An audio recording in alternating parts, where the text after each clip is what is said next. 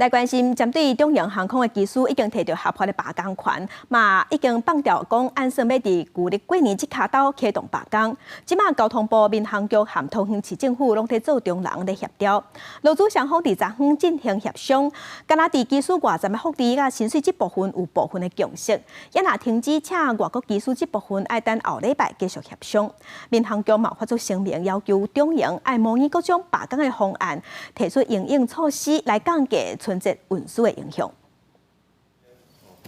中央航空技术工会登记了以超过90成的同意票，摕到罢工权，按算伫新正迄卡刀启动罢工。交通部、民航局甲桃园市政府是积极协调，劳资双方伫24个一届进行协商。今天公司只是提出非常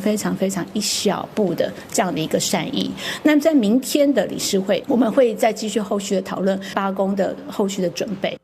下晡协商结束，劳资双方敢若针对机师外站福利甲升级制度有部分的共识。工会表示，25理事会会讨论后续罢工相关的细节。中央航空公司嘛答应讲，协商的内容会等去个讨论，按照后礼拜三会进一步来协商。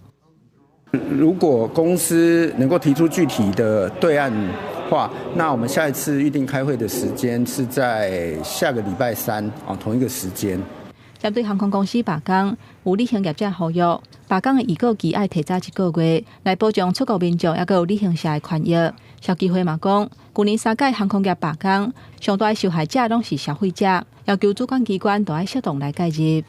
24小时前才通知的话，旅客跟旅行社是完全没有应变的能力，我们是没有办法去迁转、去改变航空社，因为春节期间几乎都客满了。因为罢工没有办法出团的情形呢，就只有退费了事对于消费者所受的损失完全没有任何的赔偿对于消费者来讲也是非常的不公平。